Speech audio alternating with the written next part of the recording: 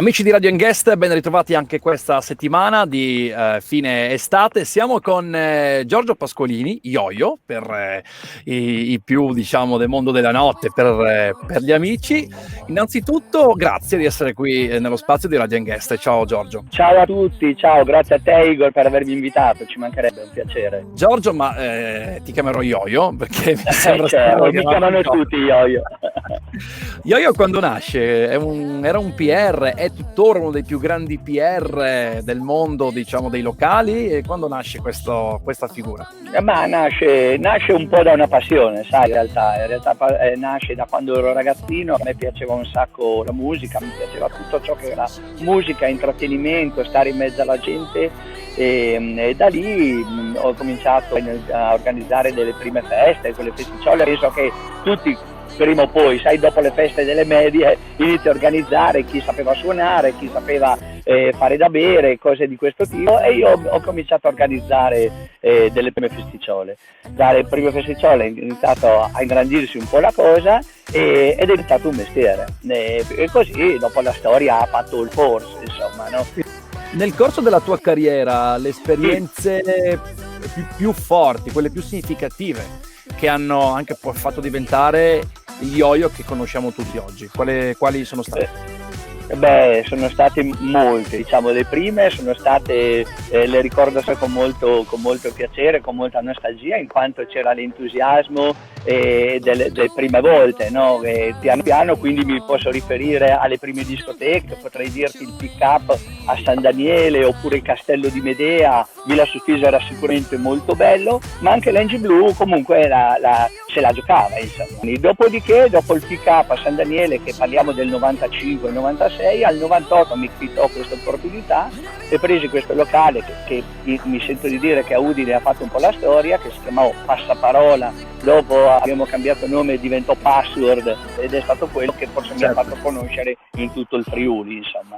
Contestualmente, appunto, dicevo, a Udine c'era il Password che faceva la stagione invernale, però d'estate tutto lo staff del Password si spostava a Cursal, che sono stati anche lì anni meravigliosi. Cursal vuol dire venerdì sera o sabato sera, e la domenica c'era Mocambo, che tutti il grande Mocambo che tu ricordi, insomma. Ricordo che c'eri, insomma, no? Quindi diciamo che ci siamo conosciuti e anche, ti aggiungerei, ci siamo anche divertiti molto, se non ricordo male. Molto.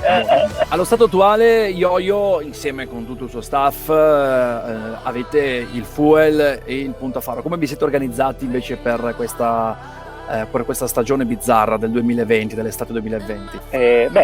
Quest'estate è stata davvero una stagione particolare, abbiamo deciso di vivere molto alla giornata, vedendo con un occhio alla gestione e l'altro occhio al numero di contagi, a queste normative che cambiavano in modo repentino. Ogni giorno cercavamo di gestire al meglio, senza sapere cosa sarebbe successo la settimana dopo. Vi fa molto onore il fatto che avete rispettato sempre le regole, rinunciando a eventi modaioli, a masse, certo. Ovviamente a momenti di condivisione che voi siete abituati, perché nella storia siete stati in grado di raggruppare migliaia e migliaia di persone.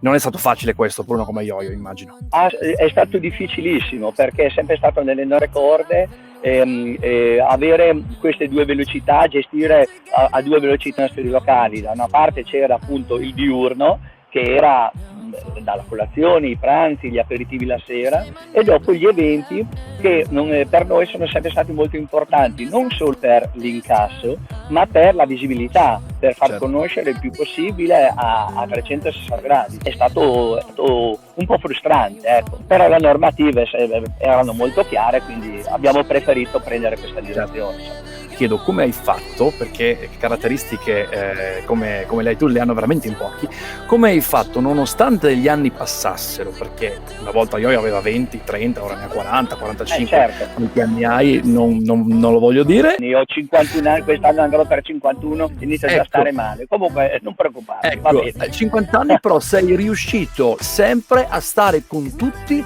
anche con quelli che ormai potrebbero essere i tuoi figli. Questo forse è il complimento che mi fanno più spesso. Io ritengo che sia un po' caratteriale, quindi mi viene facile, perché questo mio carattere mi ha sempre portato ad avere una finestra aperta nei confronti del mondo giovanile. Sono sempre stato molto curiosa di capire come si divertono, come si muovono, come il loro modo di pensare. Non ho mai avuto la presunzione di dire, poiché io so fare l'intrattenimento, lo voglio imporre. Ho sempre cercato con molta umiltà di impararlo da loro, e questo mi ha permesso di avere sempre rapporti, passatemi questo termine, alla pari. Molto bello, questo deve essere anche un insegnamento, perché bisogna sempre rimanere umili e avere sempre la voglia, la capacità di mettersi in discussione. Questo vuol dire anche evolversi e andare avanti. Siamo alla fine, prima di salutarci però, sì.